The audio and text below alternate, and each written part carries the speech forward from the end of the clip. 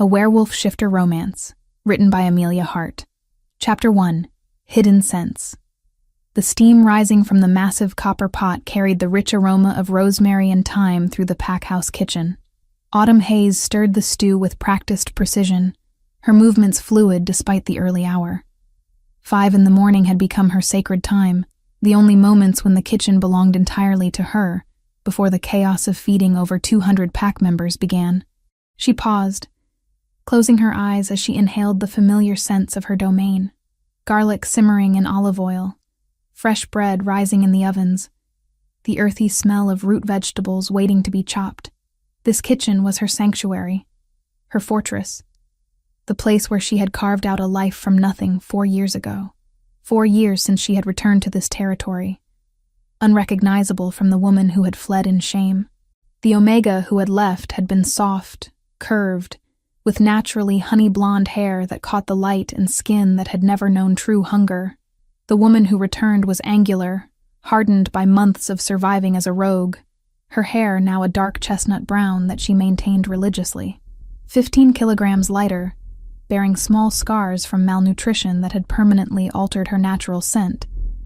She had walked through the packhouse gates, knowing that no one would recognize her. No one, except perhaps him. But Alpha King Rex Coldridge rarely ventured into the kitchens, and when he did, Autumn made sure to keep her head down, her eyes averted, her presence as insignificant as possible. She moved to the prep station where mountains of vegetables awaited her attention. Her knife work was swift, methodical, the blade singing against the cutting board in a rhythm that had become second nature. Carrots fell into perfect coins, onions into precise dices, celery into uniform strips. Cooking was poetry in motion, a dance she had mastered through necessity and perfected through passion. The memory tried to surface, as it did every morning at this hour. A masquerade ball 4 years ago, elaborate masks hiding faces, the scent of night-blooming jasmine in the air. She pushed it down, buried it deep where it couldn't hurt her. That night belonged to someone else, a foolish young Omega who believed in fairy tales. Autumn glanced at the clock. 5:30. Oliver would still be sleeping in their modest quarters, curled up with his favorite stuffed wolf, unaware that his entire existence was built on secrets and careful lies. At 3 years old, he was too young to understand why he couldn't play with the other pack children during the day, why he had to stay hidden with Mrs. Chen, their human babysitter, until the sun went down. The kitchen door swung open, interrupting her thoughts. Maria, one of the morning prep cooks, bustled in with her usual cheerful energy. "Morning, Autumn. That stew smells divine already. You trying to spoil the pack again?" Autumn smiled, the expression feeling more natural now than it had 4 years ago. "Just making sure they're well fed. A hungry pack is a dangerous pack." "Truth. Though I swear some of them would eat cardboard if you seasoned it right." Maria tied her apron and moved to her station. "You hear the Alpha King's been making more rounds lately? Isabella mentioned he came by the dining hall twice last week." Autumn's knife stilled for a fraction of a second before resuming its steady rhythm. "I wouldn't know. I focus on cooking, not gossip." "Course you do." Saint Autumn, dedicated to her craft. Maria's tone was fond rather than mocking. "Still, word is he's been restless. Victoria Thornberry's been pushing harder for that political marriage, and the council's getting antsy about the succession." The mention of Victoria Thornberry made Autumn's stomach clench. The beta female had been circling Rex like a predator for months, her ambitions as sharp as her perfectly manicured claws. Beautiful, connected, ruthless, everything a future Luna should be, according to pack politics. "Alpha business isn't my concern," Autumn said quietly, though her hands trembled slightly as she reached for the salt. "Maybe not, but it affects all of us. New Luna means changes, and changes usually mean some folks get shuffled around or shown the door." Maria lowered her voice. "Between you and me, I'd hate to see you go. Best head cook we've had in decades." Autumn nodded, though the words sent ice through her veins. If Victoria became Luna, how long would it be before she started cleaning house? How long before questions were asked about the quiet Omega cook who kept to herself, and her mysterious child? The next few hours passed in their usual orchestrated chaos. The kitchen filled with staff, the air thick with steam and the sounds of sizzling pans and chopping knives. Autumn moved through it all like a conductor leading a symphony, adjusting seasonings, coordinating timing, ensuring every dish met her exacting standards. She was ladling the finished stew into serving containers when she caught a scent that shouldn't have been there. Pine and mountain air, leather and something darker, more primal. Her ladle clattered against the pot's rim. Alpha King Rex Coldridge stood in the kitchen doorway, his imposing frame filling the space. Even in the controlled chaos of the breakfast rush, his presence commanded immediate attention. Conversations quieted. Movements became more deliberate. The air itself seemed to thicken with his authority. Autumn kept her head down, focusing intently on her task, but she could feel his golden eyes scanning the room. He rarely came to the kitchens during service hours. What was he doing here? Smells exceptional this morning. His voice carried easily over the kitchen sounds, that distinctive baritone that could make commands sound like silk. "Thank you, Alpha," Autumn murmured along with the other staff, her voice barely audible. His footsteps moved closer, stopping near her station. She could feel the heat radiating from his body, could smell the complex layers of his scent. Something in it tugged at her memory, at places she had sealed shut. "This stew," he said, and she realized he was addressing her directly. "It's different from what we usually serve." Autumn forced herself to look up, though she kept her gaze focused somewhere around his chin, rather than meeting his eyes. "It's an old family recipe, Alpha. I thought the pack might enjoy something traditional." Family recipe? He seemed to taste the words. And what family would that be? The question hung in the air like a blade. Around them, the kitchen had gone quiet, all pretense of work abandoned, as everyone strained to listen. Just old pack traditions, Alpha. Nothing special. Her voice threatened to crack, but she held it steady. Rex studied her for a long moment, his head tilted slightly as if he were trying to place something. When he breathed in, Autumn saw his nostrils flare slightly, and panic fluttered in her chest. Could he detect something? Had her scent changed back somehow? "What's your name again?" he asked, though she was certain he already knew it. "Autumn Hayes, Alpha. Hayes." He rolled the name around like he was testing its weight. "And you've been with us how long?" 4 years, Alpha." Something flickered in his golden eyes, too quick for her to interpret. 4 years. He repeated softly. The kitchen timer chose that moment to chime, breaking the spell.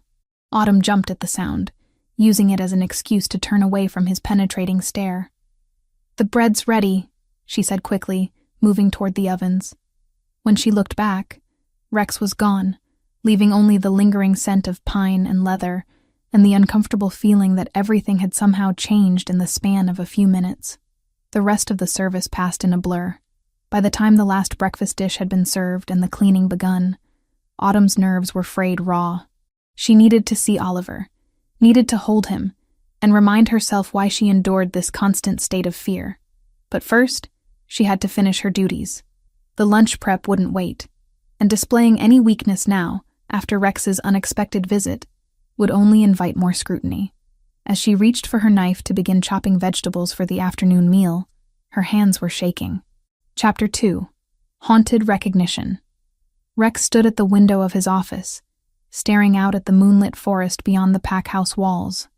But his mind was elsewhere entirely. 3 days had passed since his unexpected visit to the kitchens, and he couldn't shake the feeling that something significant had occurred. Something his conscious mind couldn't quite grasp, but his wolf understood with perfect clarity. The scent. There had been something about Autumn Hayes' scent that called to him. Layers beneath layers that his heightened senses had detected but couldn't fully decipher.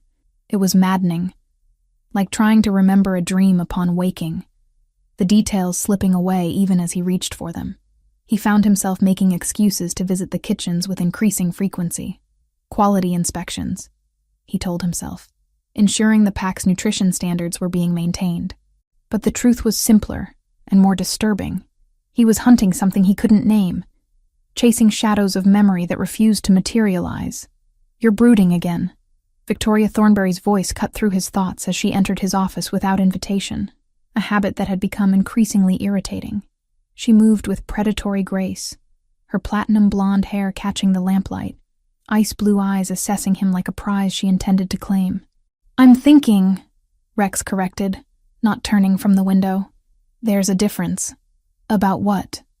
Or should I ask about whom?" Her tone carried a dangerous edge. "The pack is starting to whisper, Rex. About your sudden interest in the kitchens. About the attention you're paying to a certain Omega cook."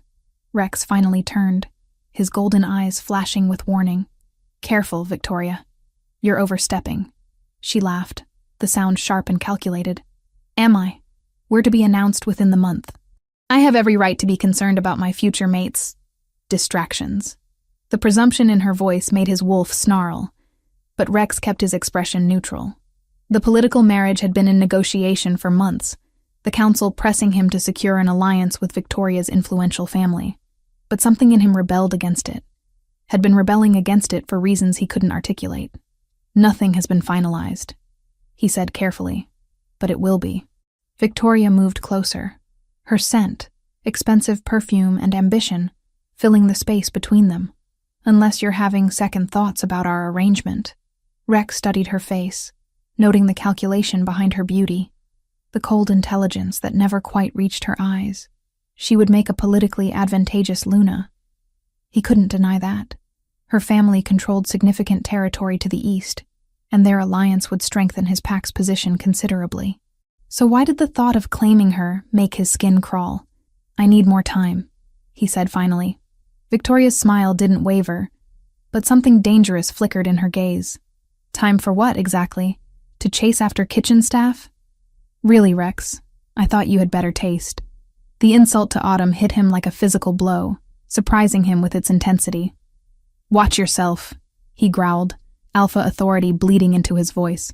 For a moment, Victoria's mask slipped, revealing the calculating predator beneath. Then she smiled again, this time with genuine amusement. "My apologies. I didn't realize the little Omega meant something to you." "She doesn't," Rex said quickly. Too quickly. "I merely don't appreciate your tone." "Of course not." Victoria moved to his desk, perching on the edge with calculated casualness. "Though I have to admit, I'm curious about her. Autumn Hayes, isn't it? Appeared 4 years ago, keeps to herself, has a child but no mate. Quite the mystery." Rex's entire body went still. "What did you say? About her having a child?" "Oh yes, everyone knows. A little boy, though she's very secretive about him. Won't even let him play with the other pack children during the day. Makes one wonder what she's hiding." The pieces clicked together in Rex's mind with nauseating clarity. 4 years ago. A child. The timing was... "Excuse me," he said abruptly, striding toward the door. "Where are you going?" Victoria called after him. "Kitchen inspection," he replied, already halfway down the hall. He found Autumn in the prep area, working alone in the quiet aftermath of dinner service. She was kneading bread dough, her movements rhythmic and soothing, completely absorbed in her task. The sight of her hands working the dough, strong and capable, sent an unexpected jolt through him. She looked up as he approached, and he caught the flash of panic in her green eyes before she quickly lowered her gaze. "Alpha," she murmured. "Is there something wrong with dinner? I can prepare something else if—" "The food was excellent," he interrupted, moving closer. "As always." She continued kneading, but he could see the tension in her shoulders, could scent the spike of anxiety in her natural fragrance. And underneath it, something else. Something that made his wolf pace restlessly. "I understand you have a child," he said, watching her reaction carefully. Her hands stilled for a fraction of a second, before resuming their work. "Yes, Alpha. A son. And where is he now?" "Sleeping. It's past his bedtime." Her voice was steady, but he could hear the slight tremor underneath. "What's his name?" This time she did pause, looking up at him with poorly concealed wariness. "Oliver. Oliver," Rex repeated, tasting the name. "And his father?" Autumn's face went pale. There is no father. Not in any way that matters. Everyone has a father, Autumn." He stepped closer. Close enough that his scent would be surrounding her. Close enough that he could detect every nuance of her emotional state. "The question is, whether they acknowledge their children. She turned back to her dough with jerky movements, her breathing becoming shallow. Some men don't deserve to be called fathers. The pain in her voice was unmistakable, and something protective flared in Rex's chest. Did he abandon you? Please, she whispered. I don't want to talk about this. You mentioned this was a family recipe yesterday, he pressed, unwilling to let the subject drop. Your stew. What family? I misspoke. Her hands were shaking now, working the dough more aggressively than necessary. It's just something I learned, nothing important. Rex watched her for a long moment, taking in the defensive set of her shoulders, the way she avoided meeting his eyes, the complex layers of her scent that seemed to shift and change the more agitated she became. There was something there, something significant, but it danced just beyond his understanding. How old is Oliver? He asked quietly. The question seemed to hit her like a physical blow. She stopped kneading entirely, her knuckles white as she gripped the counter. 3, she whispered. 3 years old. Born approximately 9 months after the masquerade ball 4 years ago. The ball where he had met. Rex's breath caught as a memory surfaced unbidden. Wildflowers and summer rain, the scent of a mysterious woman in his arms, her face hidden behind an elaborate silver mask, her body fitting against his like she was made for him. The most intoxicating night of his life ended when she vanished before dawn without revealing her identity. He had searched for her for months afterward. That haunting fragrance burned into his memory, driving him half mad with longing. But she had disappeared completely, as if she had never existed at all. Could it be?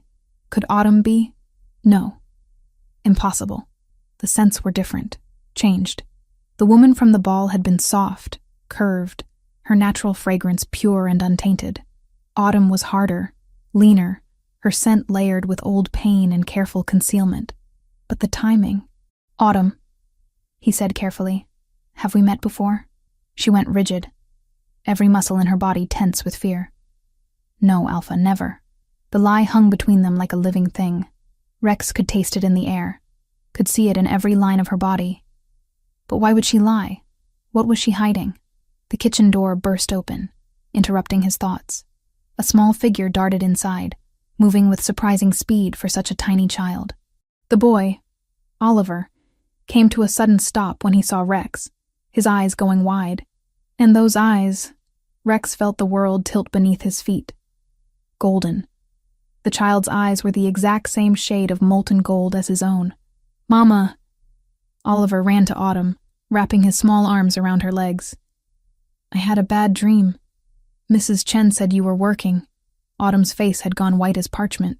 She bent to scoop up her son, holding him protectively against her chest, her green eyes darting between Oliver and Rex with naked terror. It's all right, sweetheart, she murmured into the boy's dark hair. Mama's here. Rex stared at the child in her arms, taking in the familiar bone structure, the way he held himself even at 3 years old with an unconscious confidence that spoke of alpha bloodline. The resemblance was unmistakable once he knew to look for it. Hello, Oliver, he said softly. The boy lifted his head from his mother's shoulder, studying Rex with curious eyes that were far too perceptive for his age. Are you the Alpha King? Oliver asked with the directness of childhood. I am. Mama says you're very important, and very busy. The child's gaze never wavered, meeting Rex's stare with a fearlessness that was both admirable and familiar. Sometimes, Rex agreed, though never too busy for pack members, especially the youngest ones. Autumn shifted nervously, clutching Oliver tighter. We should get back. It's late and he needs his rest. Of course. Rex stepped aside, but his eyes never left the child's face. Sleep well, Oliver. Good night, Alpha King, Oliver replied gravely. As they reached the door, Rex called out softly, Autumn. She froze, but didn't turn around. We will finish our conversation soon. It wasn't a request. Chapter 3. Dangerous Proximity. Rex found himself standing outside Autumn's quarters at 7 a.m, holding an official pack housing reassignment document that had taken him half the night to draft. The modest staff housing block stretched before him, a stark contrast to the main pack house with its grand architecture and luxury. Here, the buildings were functional, clean but basic. designed for those who served rather than led. He had spent hours after the kitchen encounter pacing his office, Oliver's golden eyes haunting his thoughts. The resemblance was too striking to ignore, the timing too coincidental to dismiss, but he needed more than suspicions and physical similarities.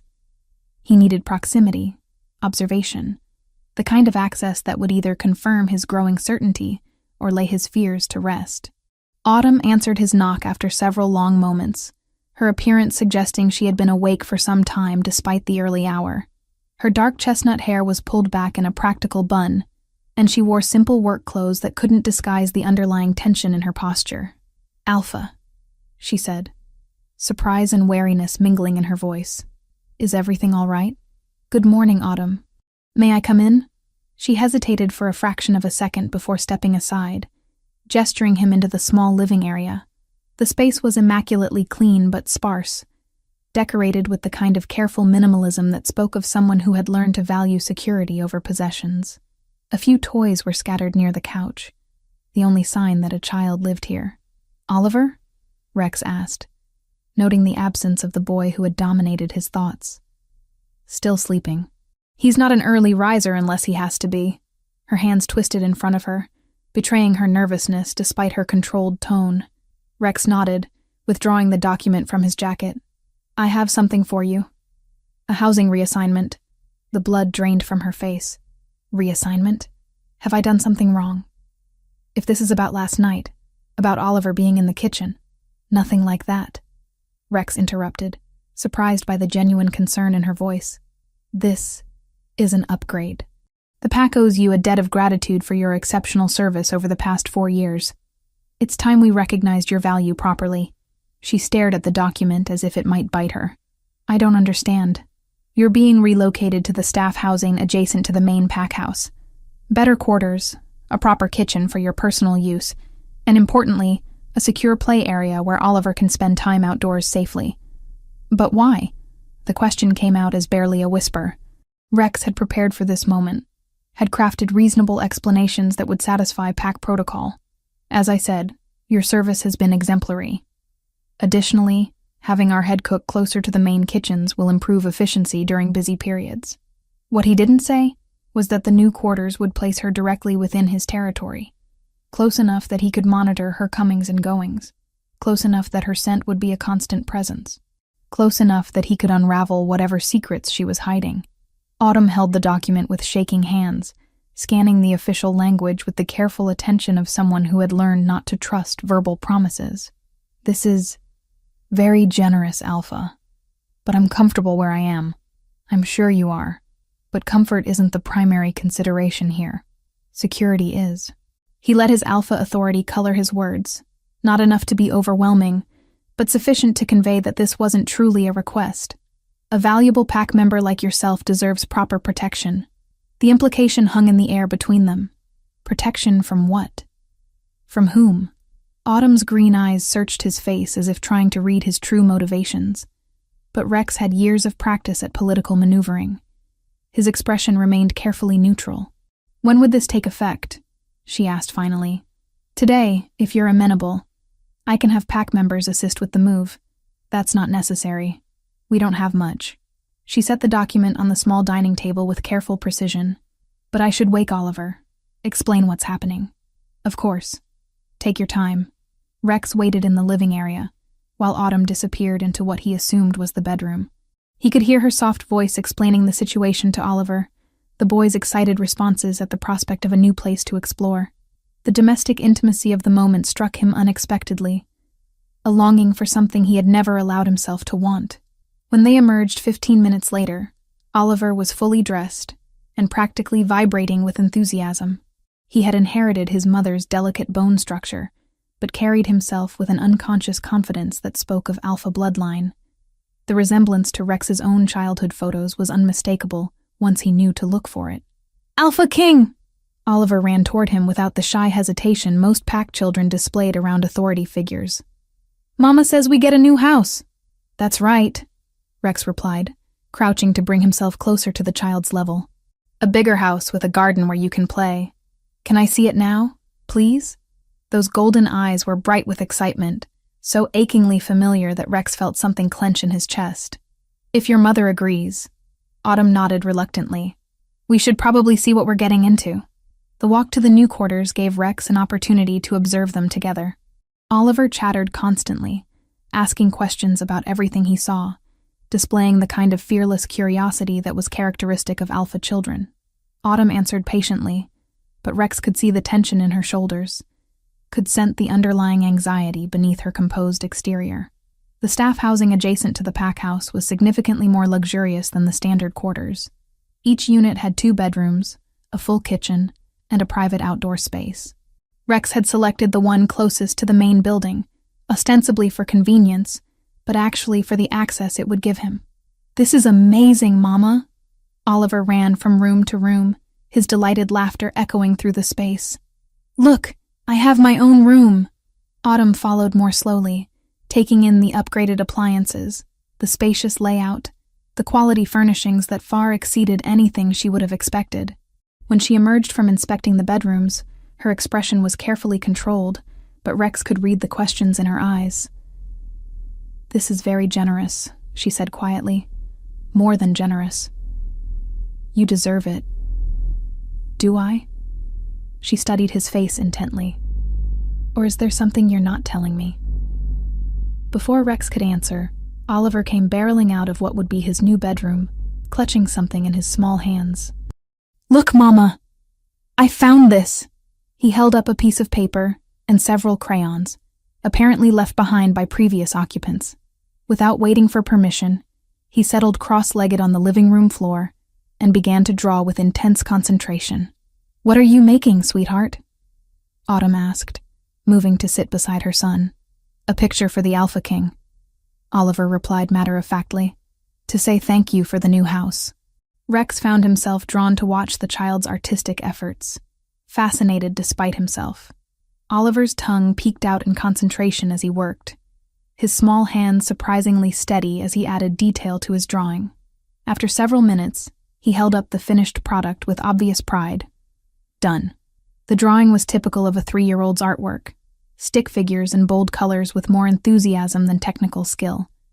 But the subject matter made Rex's breath catch. Oliver had drawn a family, a woman with dark hair, a small child, and a tall man with what appeared to be golden eyes and dark hair. "That's beautiful, Oliver," Autumn said, though her voice was strained. "Who are the people in your picture?" "That's you, Mama. And that's me." Oliver pointed to each figure in turn. "And that's Papa." The silence that followed was deafening. Rex stared at the crude drawing, at the way the child had instinctively portrayed the man with his exact coloring, his approximate height relative to Autumn's smaller frame. "Papa?" Rex repeated softly. Oliver nodded enthusiastically. "Mama says I don't have a papa, but I dream about him sometimes. He has eyes like mine, and he's really strong, and he smells like the forest." Autumn had gone white as bone. She reached for the drawing with shaking hands, but Oliver pulled it back. "It's for Alpha King," he said firmly. "He gave us the nice house." Rex accepted the drawing, studying the innocent artistry that revealed so much. The resemblance the child had captured, probably without conscious understanding, was impossible to ignore, but it was Oliver's words that struck him like physical blows. Dreams about a father he had never met. A father who smelled like the forest. Autumn stood abruptly, her movements jerky and uncontrolled. "Oliver, why don't you go explore your new room some more? We need to figure out where to put all your toys." "Okay, Mama." The boy scampered off, already forgetting his artwork in favor of new adventures. The moment they were alone, Autumn turned to Rex with desperation in her green eyes. "Please," she whispered, "don't read anything into a child's imagination. He's too young to understand." "Is he?" Rex interrupted, setting the drawing carefully on the coffee table. "Because his imagination seems remarkably specific. Children make up stories all the time. It doesn't mean anything." Rex stepped closer, close enough that she had to tilt her head back to meet his gaze. "Then explain the resemblance. Explain the timing. Explain why you're so terrified every time I'm near you." "I'm not terrified," she lied. "Your scent says otherwise." He could smell it now, the complex layers of her emotional state. Fear, yes, but underneath it, something else. Something that made his wolf pace restlessly. There's something familiar about you, Autumn. Something that calls to me in ways I can't explain. She pressed her lips together, clearly fighting some internal battle. For a moment, Rex thought she might confess whatever secret she was harboring. But then Oliver's voice called from the bedroom, asking for help reaching something. And the moment shattered. I should help him, she said quickly, moving toward the doorway. Rex caught her arm gently, careful not to use too much of his superior strength. The contact sent an electric shock through both of them, and he saw her eyes widen with something that looked like recognition before she quickly looked away. We will finish this conversation, he said quietly. Soon.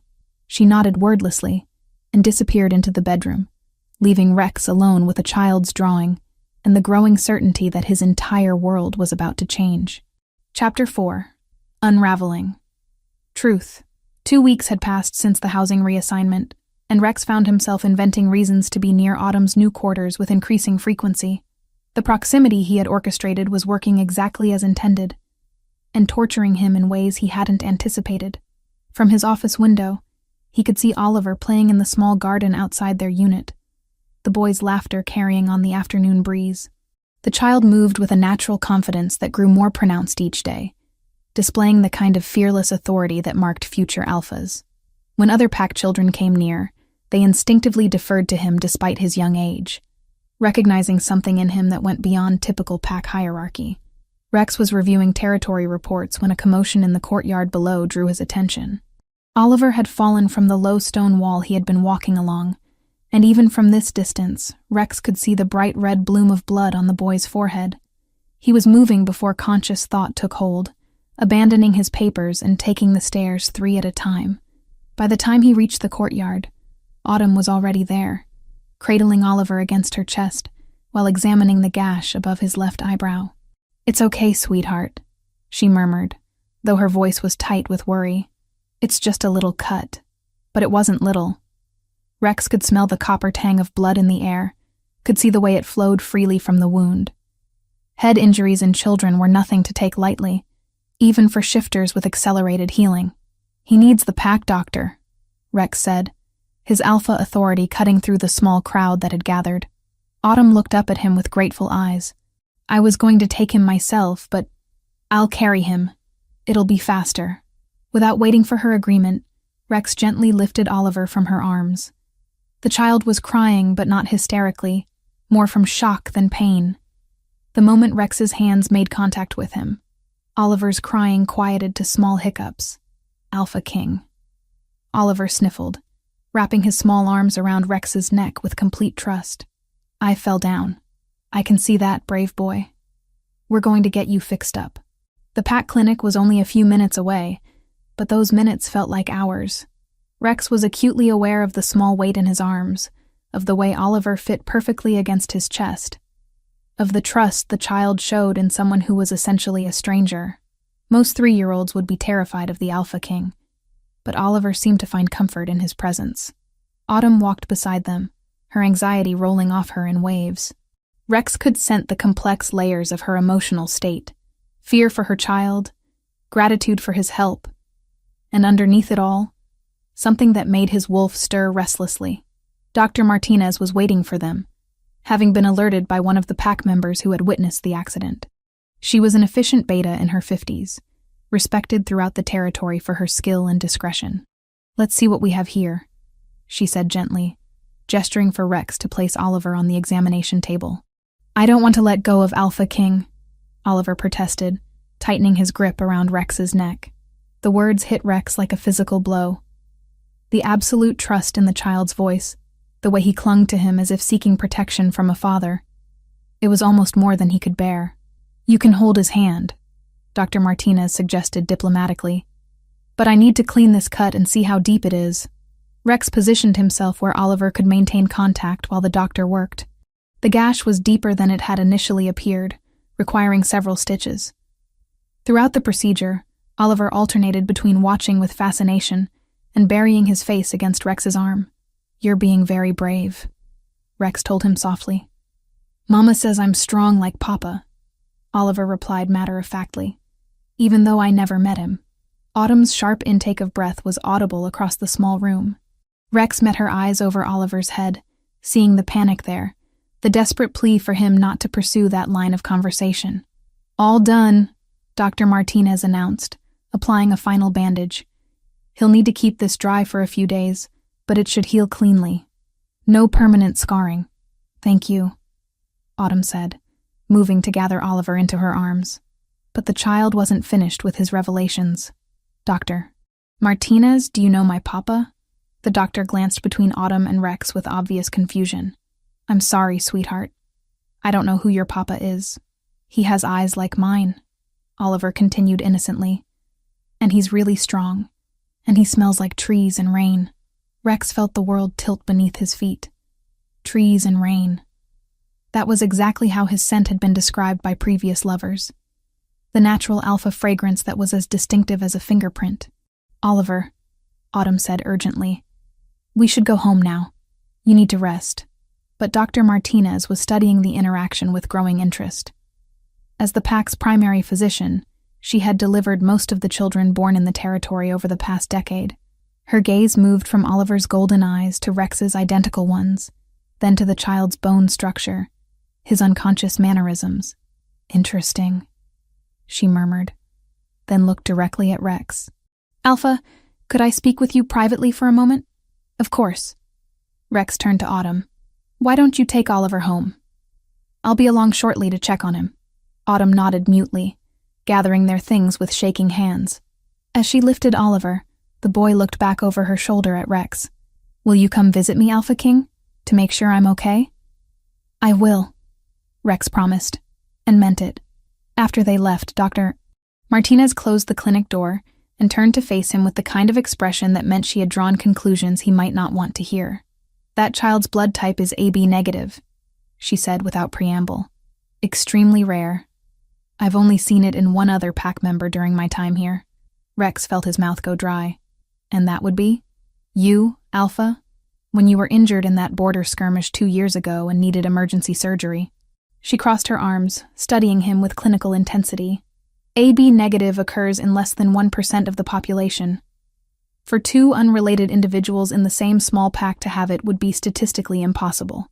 The confirmation he had been both seeking and dreading hit him like a physical blow. The blood compatibility, combined with everything else, the resemblance, the timing, Oliver's instinctive trust in him, painted a picture he could no longer deny. "Are you saying what I think you're saying?"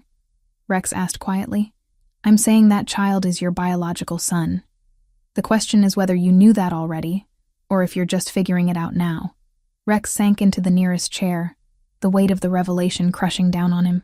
"I suspected, but I hoped I was wrong." "Why would you hope that? He's a beautiful, intelligent child with clear alpha potential. Any father would be proud." "Because if he's mine, then Autumn..." Rex couldn't finish the sentence. The implications were too staggering, too overwhelming. "The mother hasn't told you," Dr. Martinez observed. "That explains the terror I could scent coming off her. She's been hiding this from you for 3 years. 4 years," Rex corrected automatically. "Since before he was born." Dr. Martinez raised an eyebrow. "That's a long time to keep such a significant secret. There must be a compelling reason." Rex thought of Victoria, of the political marriage negotiations, of the complex web of pack politics that had dominated his life for so long. How could Autumn have approached him 4 years ago, when she was just a low-ranking Omega with no family connections?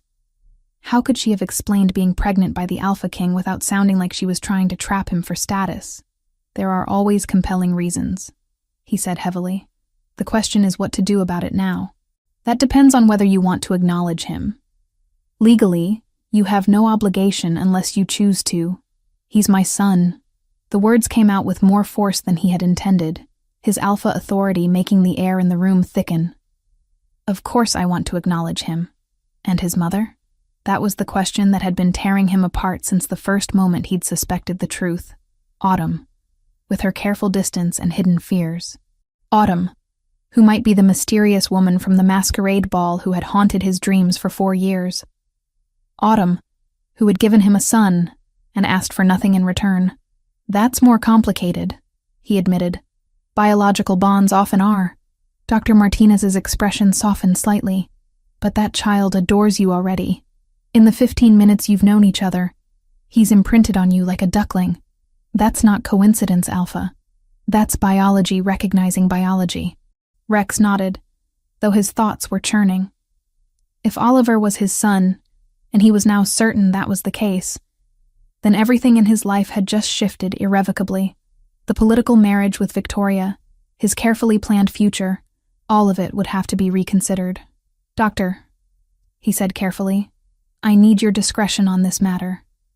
Until I can speak with Autumn properly, until we can figure out how to handle this situation, I need you to keep this information confidential. Of course. Doctor-patient privilege extends to all parties involved. She paused, studying his face. But Alpha, secrets this significant have a way of coming to light whether we want them to or not. The sooner you address this directly, the better for everyone involved. Rex stood to leave, his mind already racing ahead to the conversation he would need to have with Autumn. But as he reached the door, Dr. Martinez spoke again. For what it's worth, that woman has raised your son to be remarkable. Whatever her reasons for keeping the secret, she's done right by him. That should count for something. As Rex walked back toward Autumn's quarters, Dr. Martinez's words echoed in his mind. Autumn had raised Oliver alone, had given him everything he needed to thrive, had protected him and loved him without any expectation of support or acknowledgement. The strength that must have required, the sacrifice, it humbled him in ways he hadn't expected. But it also raised questions that demanded answers. If she was the woman from the masquerade ball, why had she left without a word? Why had she hidden her pregnancy? And why, when she returned to his territory, had she taken such care to remain invisible? The answers, he suspected, would change everything. Chapter 5. Shattered Masks. Rex stood outside Autumn's door for long minutes, gathering the courage to knock. The conversation he was about to initiate would change everything between them, and he suspected there would be no going back to the careful distance they had maintained for weeks. Dr. Martinez's revelation echoed in his mind. Oliver was his son. The blood work didn't lie. The timing was perfect, and the resemblance was undeniable once he knew to look for it. When Autumn finally answered his knock, she looked exhausted. Her usually immaculate appearance was disheveled, her dark hair escaping from its bun, stress lines etched around her green eyes. "How is he?" Rex asked quietly. "Sleeping." The pain medication made him drowsy. She stepped aside to let him enter, her movements careful and controlled. "Thank you for what you did today, for helping him, for getting him to the doctor so quickly. You don't need to thank me." Rex moved to the couch where he could see down the hallway toward Oliver's room. The boy's door was slightly ajar, and he could hear the soft sounds of peaceful sleep. Any pack member would have done the same. Would they? Autumn's voice carried a bitter edge. "In my experience, alphas don't usually concern themselves with the children of low-ranking omegas." The statement hung between them like a challenge. Rex studied her face, noting the defensive set of her shoulders, the way she held herself as if preparing for rejection or dismissal. "Is that what you think I am?" he asked. "The kind of alpha who ignores pack children in need?" "I think you're the kind of alpha who has obligations and responsibilities that don't include us." She moved to the kitchen area, putting physical distance between them. "Which is why I don't understand this sudden interest in our welfare." Rex followed her, closing the space she had created. "Autumn, we need to talk. Really talk. No more dancing around the truth." Her hand stilled on the tea kettle she had been reaching for. "I don't know what you mean." "Oliver is my son." The words fell like stones into still water, creating ripples that spread outward and changed everything in their wake. Autumn went completely rigid, her face draining of all color. "That's impossible," she whispered. "Is it?" AB negative blood type, golden eyes, the exact same bone structure as my childhood photos. Rex moved closer, his voice gentle but implacable. "Born approximately 9 months after the masquerade ball 4 years ago." Autumn's breath came in short, sharp gasps. She gripped the counter as if it were the only thing keeping her upright. "You can't know that. You can't prove." The blood compatibility today was perfect. Dr. Martinez confirmed it. Rex reached out as if to touch her, then let his hand fall. "Autumn, I need you to tell me the truth." Were you there that night? Were you the woman in the silver mask? The question broke something in her. She slumped against the counter, all the fight draining out of her posture. How? She asked, her voice barely audible. How did you recognize me? I changed everything. My hair, my weight, my scent. I made sure I was unrecognizable. The admission hit him like a physical blow, even though he had been expecting it. You were the woman I've been searching for. The one who disappeared before dawn. I had to leave. Tears were streaming down her face now, years of suppressed emotion finally breaking free. Do you think I wanted to? Do you think it was easy to walk away from the most perfect night of my life? Then why did you? Autumn laughed, but there was no humor in the sound. Because I was nobody. I was a low-ranking Omega from a failing pack, attending the ball as a servant, wearing a borrowed dress and a mask I made myself. I had no business being in your arms, no right to dream that it could be anything more than one night. Rex stared at her, pieces of a 4-year-old puzzle finally clicking into place. You were working the ball? Serving drinks, clearing plates, trying to stay invisible. But when the dancing started, when everyone was wearing masks... She wiped at her tears with shaking hands. I thought just for a few hours I could pretend to be someone worthy of a king's attention. You were always worthy, Rex said fiercely. Title and rank don't determine a person's value, don't they? Autumn's green eyes flashed with old pain. Then explain why, when I discovered I was pregnant, I had nowhere to turn. Explain why no one would believe that the Alpha King had spent the night with a servant. Explain why Victoria Thornberry's people made it very clear that any Omega making false claims about you would face serious consequences. Rex felt ice form in his veins. Victoria knew. She suspected. She had informants at the ball. People watching for any Omega who might have gotten too close to you. Autumn's voice turned bitter. 3 weeks after I discovered the pregnancy, I was approached by her men. They made it clear that leaving the territory permanently would be in my best interests. The implications of what she was saying crashed over him in waves.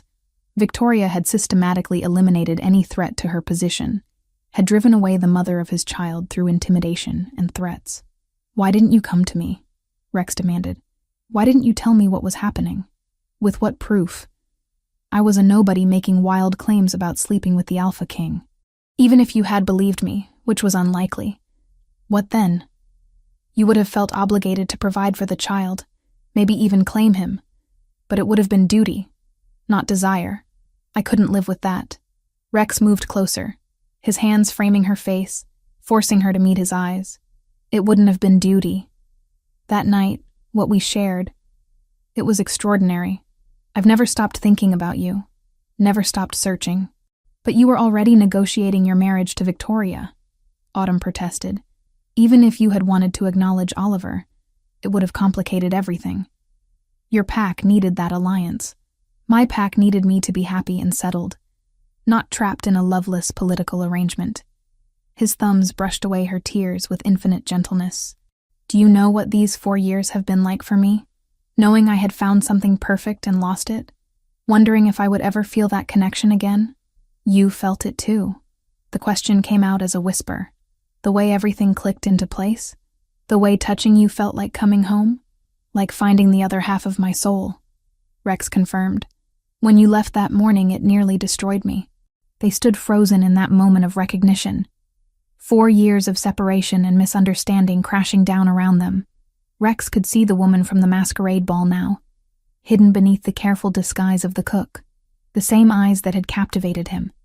The same graceful movements. The same scent that was finally beginning to emerge from beneath layers of concealment. I came back, Autumn said quietly.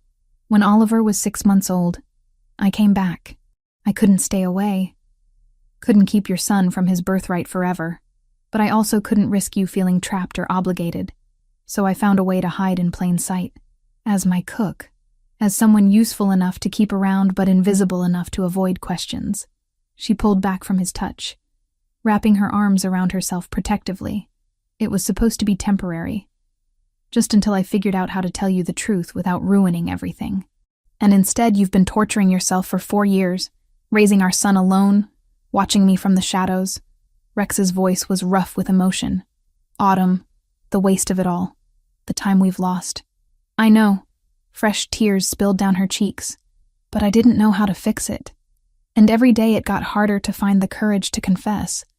Especially when Victoria kept pushing for the marriage, when it became clear that acknowledging a secret child would create a political disaster. From down the hallway came the soft sound of Oliver stirring in his sleep, a small whimper that spoke of discomfort from his injury.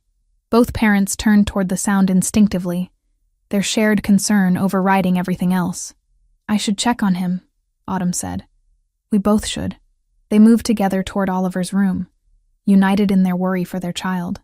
The little boy was tossing restlessly, his bandaged forehead making him look fragile and young. Mama, Oliver's eyes fluttered open, focusing on them with the disorientation of interrupted sleep. Is Alpha King still here? I'm here, Rex said softly, moving to the bedside. Without hesitation, he reached out to smooth Oliver's dark hair away from the bandage. How are you feeling, brave boy? My head hurts a little, Oliver admitted, leaning into the touch. Will you stay until I fall asleep again? Rex looked at Autumn, seeing his own emotions reflected in her eyes. The simple request from their son, the natural way the child turned to him for comfort, it broke something open in both of them. If your mama says it's okay, Rex replied. Autumn nodded, unable to speak around the tightness in her throat. Rex settled into the chair beside Oliver's bed, and Autumn perched on the edge of the mattress. For the first time in 4 years, they were together as a family, even if none of them fully understood what that meant yet. Mama, Oliver said drowsily, is Alpha King my papa? The one from my dreams? The question hung in the air like a loaded weapon. Autumn looked at Rex with wide, terrified eyes, clearly unprepared for this moment of truth. What do you think, Oliver? Rex asked gently. Oliver studied Rex's face with the serious intensity of childhood, comparing what he saw to some internal image. You have the same eyes as me, and you smell like trees and rain, just like in my dreams. And he paused, reaching out to touch Rex's hand. And you feel like home. Rex's throat closed completely. The simple, honest words from his son were more devastating than any declaration of love from an adult could have been. Then yes, he managed to say. I'm your papa.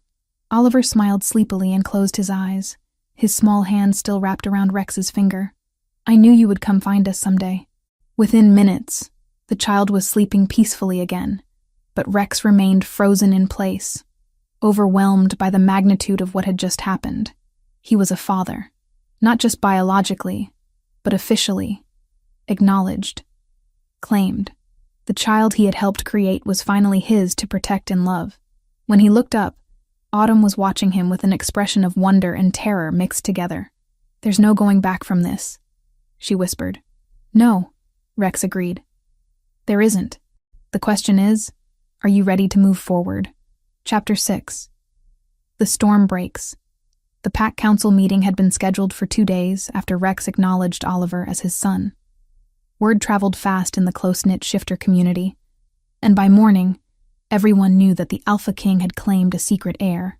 The revelation sent shockwaves through the carefully maintained political structure that had been building toward his marriage with Victoria Thornberry. Rex stood at the head of the ancient oak table, facing 12 of the territory's most influential members. Their expressions ranged from curious to hostile, with Victoria's faction clearly preparing for battle. She sat at his right hand, her ice-blue eyes burning with fury barely concealed beneath a mask of political composure. Let me understand this correctly, Elder Harrison began, his weathered face creased with disapproval. You're claiming that a servant, a cook, has been hiding your heir for 4 years without your knowledge. I'm claiming that Autumn Hayes is the mother of my son, Oliver, who was conceived during the masquerade ball 4 years ago, Rex replied evenly. The circumstances of their concealment are more complex than you're implying. Victoria's laugh was sharp and bitter. Convenient, isn't it? A low-ranking Omega suddenly produces a child with golden eyes, just as our marriage negotiations reach their conclusion. How fortuitous for her social climbing aspirations. Rex's alpha authority flared, making the air in the room thicken. Be very careful how you speak about the mother of my child, Victoria. Your alleged child, she corrected coldly. Without DNA testing, this is nothing more than an opportunistic Omega making wild claims for personal gain. The blood work has been confirmed, Dr. Martinez interjected from her seat near the end of the table. AB negative blood type, perfect compatibility for transfusion, and distinctive genetic markers that are impossible to fake. Victoria's composure cracked slightly. Blood types can be coincidental. Physical resemblance can be manipulated through careful observation and mimicry. None of this constitutes proof of paternity. Then what would satisfy you? Rex asked, his voice dangerously quiet. Official genetic testing, for starters. A full investigation into this woman's background and her true motivations for keeping such a significant secret. And most importantly, Victoria leaned forward, her predatory instincts on full display. Answers about why she chose to reveal herself now, just as you're about to fulfill your obligations to this pack through a proper political alliance. The accusation hung in the air like a poisoned blade. Rex could see some of the council members nodding in agreement, their suspicions fed by Victoria's skillful manipulation of the situation. I didn't reveal myself, came a quiet voice from the doorway. He discovered the truth despite my efforts to keep it hidden. Every head in the room turned to see Autumn standing in the entrance. Oliver's small hand clasped firmly in hers. She had dressed carefully for this confrontation. Not in her usual work clothes, but in a simple blue dress that highlighted her natural beauty and dignity. Oliver wore his best outfit, looking every inch the alpha prince he was born to be.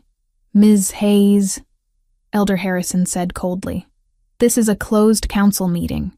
You have no authority to be here. As the mother of the Alpha's acknowledged heir, I have every right to defend my son's legitimacy, Autumn replied, her voice steady, despite the obvious terror in her scent. Especially when his birthright is being questioned by people who would benefit from his absence.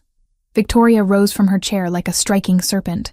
How dare you imply— I imply nothing, Autumn interrupted, her green eyes flashing with dangerous fire. I state facts.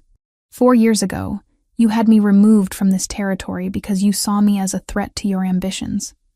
When I returned, I deliberately kept my identity hidden to avoid exactly this kind of political maneuvering. Lies, Victoria snarled. Pure fabrication designed to— Is it? Autumn reached into her purse and withdrew a small recording device. Because I have documentation of the threats your people made, the bribes they offered, and the very clear message that my continued presence would be detrimental to my health. The room went deadly silent. Victoria's face had gone white, her carefully constructed composure finally cracking completely. You recorded private conversations? Elder Harrison demanded. I recorded threats against my life and the life of my unborn child, Autumn corrected. When powerful people abuse their authority, sometimes the only protection available is evidence of their crimes. Rex moved to stand beside her, his presence lending strength to her resolve. Play it, he commanded. The recording was brief, but damning. Victoria's lieutenant could be heard clearly offering Autumn money to leave the territory and never return, with explicit threats about what would happen if she refused, or if she ever attempted to claim that her child belonged to the Alpha King. When the recording ended, the silence in the room was absolute. Victoria looked like a trapped animal, her ice blue eyes darting between potential escape routes. This proves nothing, she said desperately. My security team was protecting Rex from fraudulent claims. They had no way of knowing. That the claims were legitimate. Autumn finished for her. Which means you ordered the removal of a pregnant woman carrying the Alpha's heir based on nothing more than suspicion and jealousy. Victoria's mask finally shattered completely. You think you can waltz in here after 4 years and steal what's rightfully mine? I've devoted my life to preparing for the position of Luna. I've made alliances, secured territories, built the foundation for this pack's future. I won't be displaced by some nobody with a bastard child and a sob story. The insult to Oliver was the final straw. Rex's wolf surged forward, his alpha dominance filling the room like a physical presence. When he spoke, his voice carried the absolute authority of a king whose word was law. You will apologize to my son immediately, or you will leave this territory forever. Victoria stared at him in shock, clearly not expecting such a definitive response. Rex, you can't be serious. Think about what you're throwing away. My family's alliance, the Eastern Territories, the political stability. I'm thinking about what's truly important, Rex replied, his golden eyes never leaving her face. My mate, my child, my family. The word mate sent another shockwave through the room. Rex hadn't just acknowledged Oliver as his heir, he was claiming Autumn as his intended Luna. Victoria's face contorted with rage and desperation. She's nobody. A kitchen servant who got lucky one night and trapped you with pregnancy. I am the daughter of an alpha bloodline, educated and prepared to lead. I am what this pack needs.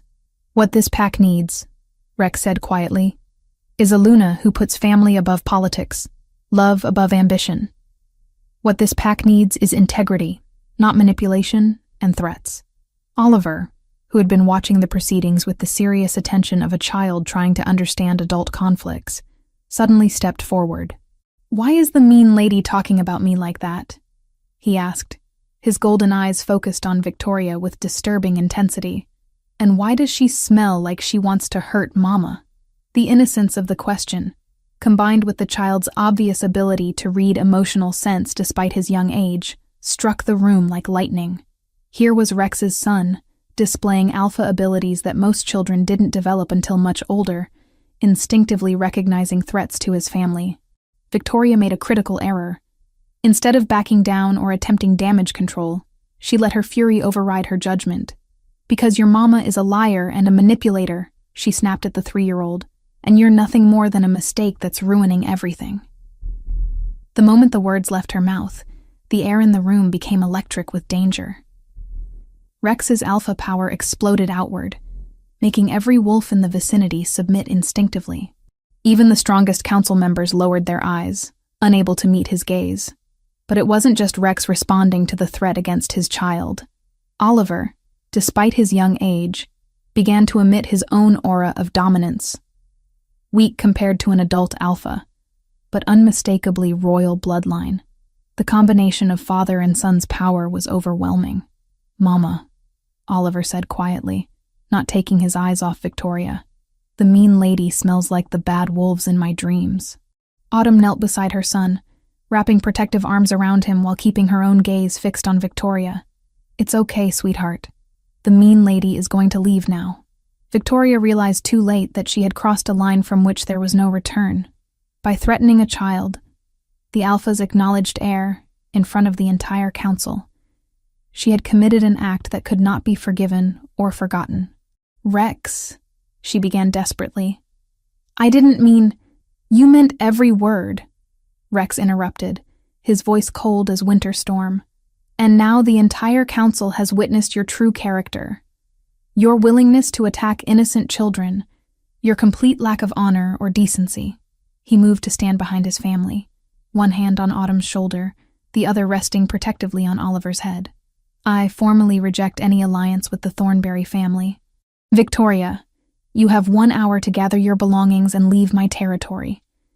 If you ever threaten my mate or my son again, I will consider it an act of war. Victoria looked around the room desperately, seeking support from her political allies. But the other council members had witnessed her complete breakdown, had seen her attack a child with vicious cruelty. Whatever political capital she had built over the years evaporated in the face of such fundamental dishonor. This isn't over, she whispered, her voice shaking with impotent rage. Yes, Rex replied with absolute finality. It is. As Victoria stormed from the room, Rex looked around the table at the remaining council members. Does anyone else question my son's legitimacy or my choice of mate? The silence that followed was complete and telling. Whatever doubts they might have harbored about Autumn's background or motivations had been swept away by Victoria's spectacular self-destruction. Elder Harrison cleared his throat carefully. Alpha, I believe I speak for the entire council when I say we look forward to welcoming your new Luna and the young prince to their proper positions within the pack hierarchy. Rex nodded, then looked down at Oliver, who was watching the proceedings with fascination. What do you think, son? Ready to be a prince? Oliver considered this seriously, then looked up at his father with a grin that was pure mischief. Do princes get to eat dessert first at dinner? The laughter that rippled through the room broke the remaining tension completely. Whatever challenges lay ahead, the pack had just witnessed the emergence of their new royal family, and their future looked very bright indeed. Chapter 7. Sacred Union. The full moon hung like a silver pendant against the midnight sky, casting ethereal light over the ancient ceremonial grounds deep in the heart of Rex's territory. For generations, Alpha Kings had claimed their mates in this sacred grove, where the oldest oaks formed a natural cathedral, and the air itself thrummed with ancestral power. Autumn stood at the edge of the clearing, her hands trembling as she smoothed the flowing white dress that had been her grandmother's. The gown was simple but elegant, made of silk that seemed to capture and reflect the moonlight. Around her throat lay a necklace of moonstones that Rex had presented to her that afternoon. Ancient stones worn by every Luna before her, now hers by right. "You look beautiful, Mama," Oliver whispered beside her. He was dressed in formal attire befitting his new status as acknowledged heir. But what struck everyone who saw him was the natural dignity he carried despite his young age. The past week had seen remarkable changes in the boy. His alpha abilities were strengthening daily, and he moved with the confidence of someone who finally understood his place in the world. "Thank you, sweetheart," Autumn murmured, pressing a kiss to his dark hair. "Are you ready to be part of this ceremony?" Oliver nodded solemnly. He had spent hours with Rex learning about the mating ritual, understanding his role as witness and symbol of the union that was about to be formalized. For a 3-year-old, he grasped the significance with remarkable maturity. The drums began, a deep, rhythmic pounding that seemed to echo from the earth itself. Pack members emerged from the forest shadows, forming a wide circle around the ceremonial space. Their eyes glowed in the darkness, reflecting both human intelligence and primal wolf instincts awakened by the ancient ritual they were witnessing. Rex stepped into the center of the grove, and Autumn's breath caught.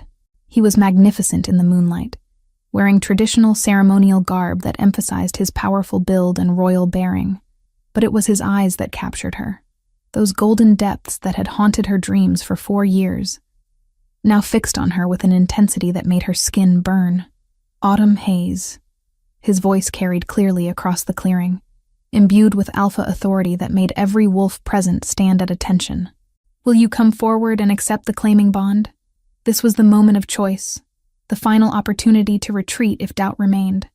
Autumn could feel the weight of centuries of tradition, the expectations of an entire pack, the magnitude of the commitment she was about to make. But when she looked at Rex, when she saw the love and desperate hope in his expression, every fear melted away. "I will," she replied, her voice steady and clear. She walked across the moonlit ground with Oliver beside her, their footsteps silent on the soft grass. The pack members watched in reverent silence as their future Luna approached the Alpha King, who had waited 4 years to claim his true mate.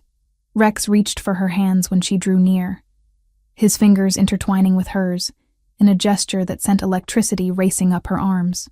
The mate bond, which had been dormant since their night at the masquerade, began to stir to life. "Before the moon and stars," Rex began, his voice carrying the weight of ritual passed down through generations. "Before our pack and the spirits of our ancestors, I claim you as my mate, my Luna, my eternal companion, and I accept your claim," Autumn responded, the ancient words feeling natural on her tongue, despite never having spoken them before. "I bind myself to you as mate, as Luna, as the other half of your soul." The pack healer, an elderly woman whose family had performed these ceremonies for decades, stepped forward carrying a silver chalice filled with ceremonial wine mixed with herbs sacred to their kind. "Drink," she intoned, "and let your essences mingle as your souls unite." Rex lifted the chalice first, his eyes never leaving Autumn's face as he drank deeply. Then he offered it to her, and she followed suit, the wine warming her throat and spreading heat through her entire body. The herbs carried the scent of night-blooming flowers and ancient magic, awakening something primal deep within her wolf spirit. "Now comes the marking," the healer announced. This was the most intimate and irreversible part of the ceremony.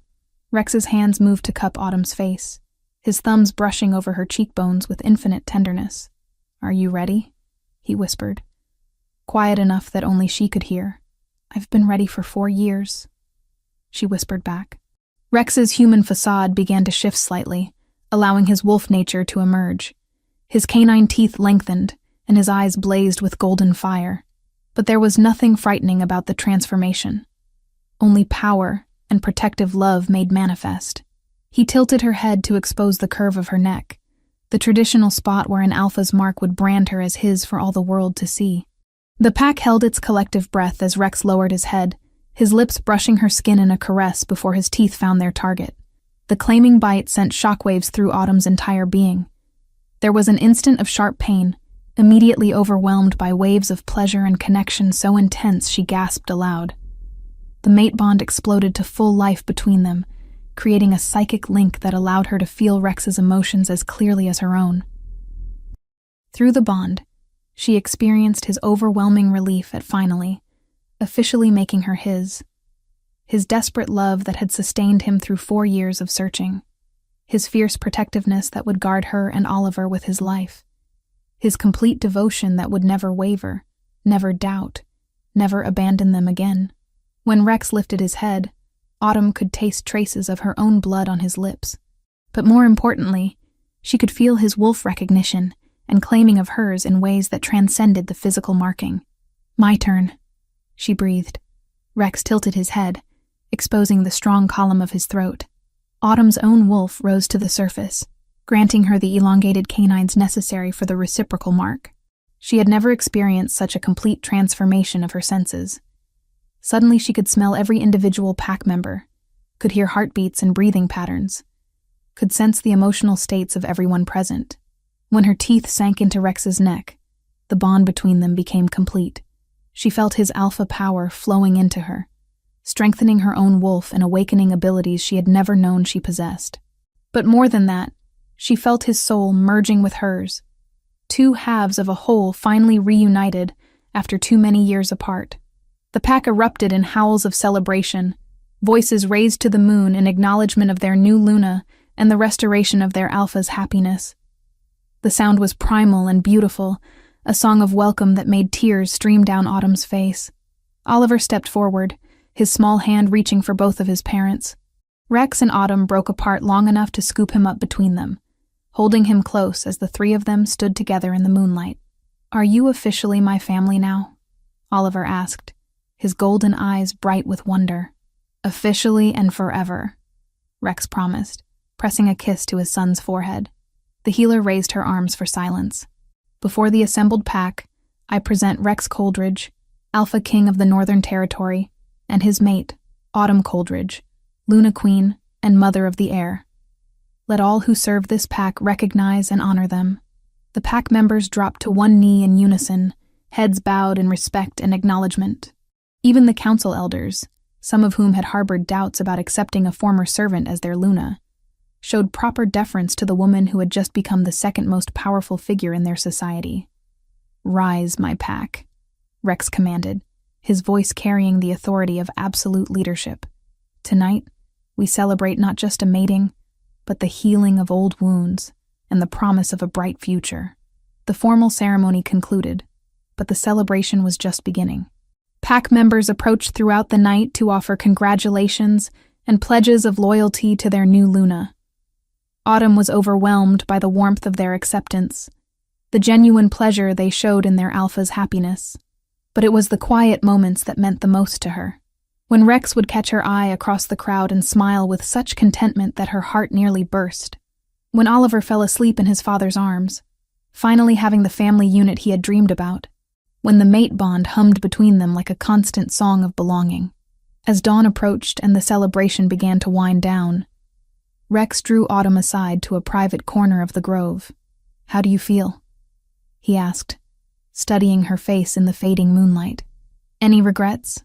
"Only one," she replied, and saw worry flicker in his golden eyes. "I regret that we lost so much time. That Oliver spent 3 years without knowing his father. That you spent 4 years searching for someone who was right under your nose. The time we lost makes the time we have now more precious," Rex said, pulling her close. "And we have eternity to make up for it." Autumn stood on her toes to kiss him, marveling at how right everything felt. The mate bond sang between them. The pack had accepted her. and Oliver was finally part of a complete family. After years of hiding and fear and loneliness, she had found her place in the world. "I love you," she whispered against his lips. "I love you too," he replied. "My Luna, my mate, my eternal companion." In the distance, Oliver stirred in the arms of the pack member who had been watching him, his sleepy voice carrying clearly in the quiet dawn air. "Mama? Papa? Are we going home now?" Rex and Autumn exchanged a look of perfect understanding. Home wasn't a place. It was this, the three of them together, bound by love and blood and the sacred promises they had made under the full moon. "Yes, sweetheart," Autumn called back softly. "We're going home." Chapter 8. Forever Home. 6 months after their mating ceremony, the packhouse kitchen had been transformed into something extraordinary. What had once been a purely functional space for feeding the pack had become the vibrant heart of their community. Laughter echoed off the stone walls as Autumn demonstrated bread-making techniques to a group of young pack members, her hands flour-dusted and her face glowing with contentment. Oliver sat perched on a stool beside her, his small fingers carefully mimicking her kneading motions with his own ball of dough. At 3.5, he had grown remarkably, both physically and in his developing alpha abilities. His golden eyes sparkled with intelligence far beyond his years, and pack members had begun to recognize the future leader he would become. "Mama, is the baby sister going to like bread?" Oliver asked, patting his dough with serious concentration. Autumn smiled, one hand moving instinctively to her rounded belly, where their second child grew. At 4 months pregnant, she was finally beginning to show, much to Rex's delighted fascination. This pregnancy was different from her first. Wanted, celebrated, surrounded by love and support, rather than fear and uncertainty. "I think she'll love everything you make for her," Autumn replied, pressing a kiss to Oliver's dark hair. "You're going to be the best big brother. I'm going to teach her how to howl properly," Oliver declared, with the confident authority of someone who had recently mastered the skill himself. "And how to catch rabbits. And how to make Papa laugh when he's being too serious about alpha stuff."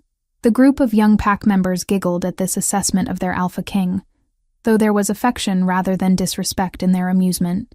Rex's happiness since claiming Autumn had transformed not just his personal life, but his leadership style. The stern, duty-bound ruler had given way to someone more approachable, more connected to his pack's daily lives. The kitchen door swung open, and Rex himself appeared as if summoned by their conversation. His golden eyes immediately found his family, the smile that crossed his face so full of love and contentment that it made Autumn's heart flutter just as it had 4 years ago. "Alpha King!" Several of the young pack members called out, showing their respect while clearly comfortable in his presence. "Good afternoon," Rex replied, making his way through the busy kitchen to reach his mate and son. He pressed a gentle kiss to Autumn's temple, then ruffled Oliver's hair. "How are my favorite bakers doing?" "We're making bread for dinner," Oliver announced proudly, holding up his admittedly lopsided creation. "And I only dropped dough on the floor twice today." "Excellent improvement from yesterday's 3 times," Rex said seriously, earning another giggle from the watching children. Autumn leaned into her mate's warmth, marveling at how natural this all felt. 6 months ago, she had been a kitchen servant hiding her identity and her son. Now she was Luna Queen, respected and beloved by the pack, carrying the next royal heir, watching her firstborn thrive under his father's guidance. Mrs. Patterson brought news from the Eastern Territories. Rex murmured quietly in her ear. "Victoria was seen attempting to form alliances with the rogue packs along our borders. The reports suggest she's not adjusting well to exile."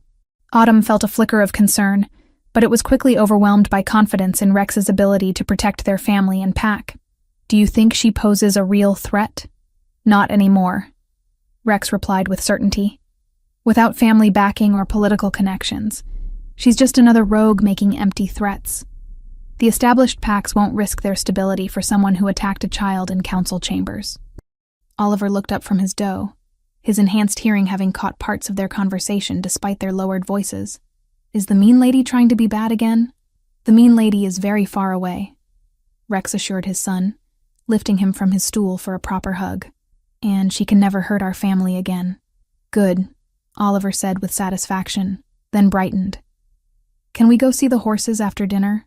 I want to show baby sister's tummy the new foal." The request made both parents smile. Oliver had developed an endearing habit of including his unborn sister in all his activities, talking to Autumn's belly as if the baby could hear and respond. According to Dr. Martinez, such behavior often indicated strong sibling bonds even before birth. "After dinner and after you finish your bread," Autumn negotiated, earning an enthusiastic nod from her son. The afternoon progressed in peaceful domestic rhythm. The bread was completed and set to rise. The young pack members dispersed to their own families, and the kitchen gradually quieted as dinner preparations began. Rex remained close by, sometimes helping with tasks, but mostly just enjoying the opportunity to watch his mate in her element. As evening approached and the pack gathered for their communal meal, Autumn found herself observing the scene with deep satisfaction. The great dining hall buzzed with conversation and laughter, families sharing food and stories, children playing between the tables while their parents watched with indulgent smiles. At the head table, Oliver regaled anyone who would listen with detailed plans for his baby sister's education in proper alpha behavior. His enthusiasm was infectious, and even the stern council elders found themselves charmed by the young prince's earnest preparations for big brotherhood. "You've created something beautiful here," Rex said quietly, his hand finding hers beneath the table. "We created it," Autumn corrected. "This sense of community, of belonging. It comes from the love you've shown not just me and Oliver, but everyone in the pack." Rex squeezed her fingers, his thumb tracing the mate mark on her wrist that had never faded since their ceremony. "Do you ever miss it? The quiet life, the anonymity?" Autumn considered the question seriously. There were indeed challenges to being Luna Queen. Public scrutiny, political responsibilities, the constant awareness that her every action reflected on the pack. But when she looked around the dining hall, when she felt the life growing within her, when she saw Oliver's uninhibited joy in his father's presence, the answer was clear. "Never," she said firmly.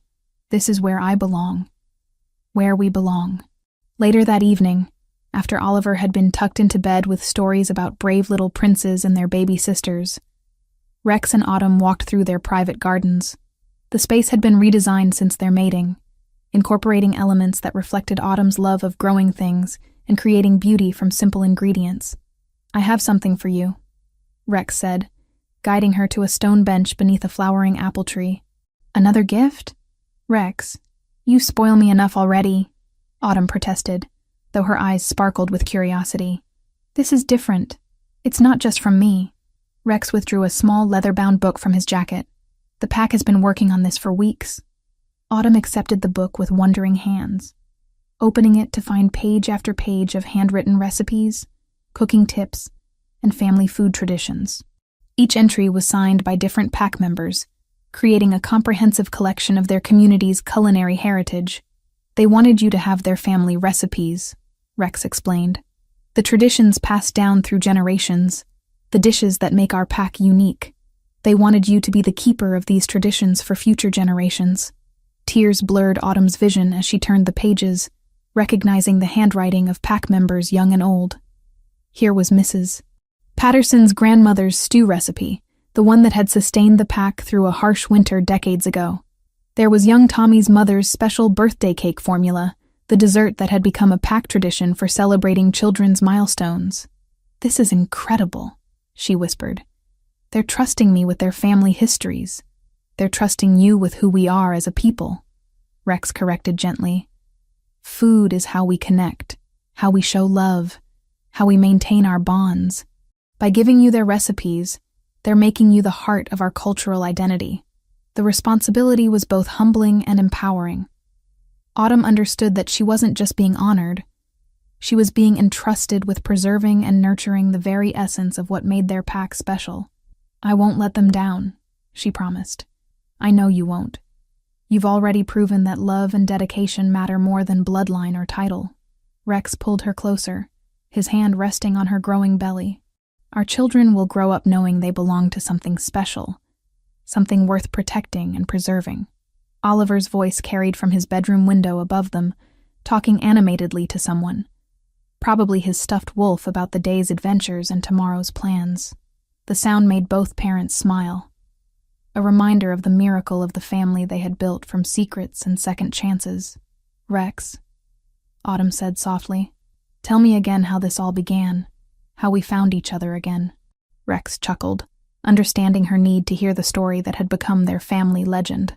It all started with a masquerade ball, a mysterious woman in a silver mask, and a love too strong to stay hidden forever. And then a brave woman spent 4 years protecting our son while finding the courage to trust in love again. Then an alpha king discovered that the greatest treasures aren't always the ones you're looking for. Sometimes they're right in your kitchen, creating magic with flour and spices and boundless devotion. Autumn leaned against her mate's shoulder, feeling the steady beat of his heart, the warmth of his love, the absolute security of belonging. Above them, Oliver's voice had quieted to sleepy murmurs. Within her, their daughter moved gently, as if content in the peaceful atmosphere surrounding her family. "And they lived happily ever after?" Autumn prompted, completing their ritual retelling. "Forever and always," Rex confirmed, pressing a kiss to her hair. "With a pack house full of laughter, a kitchen that feeds not just bodies but souls, and enough love to last 1,000 lifetimes." In the distance, the pack house glowed with warm light, filled with families settling in for the night. Tomorrow would bring new challenges, new responsibilities, new joys to share. But tonight, Alpha King Rex Coldridge and Luna Queen Autumn Coldridge sat in their garden with their children, born and unborn, and knew that they had found something rarer than any treasure, stronger than any political alliance, more precious than any crown. They had found home. They had found family. They had found forever. And it had all begun with the scent of love hidden in the perfect meal, cooked with hands that had never stopped hoping, and a heart that had never stopped believing in the power of true love to overcome any obstacle. The end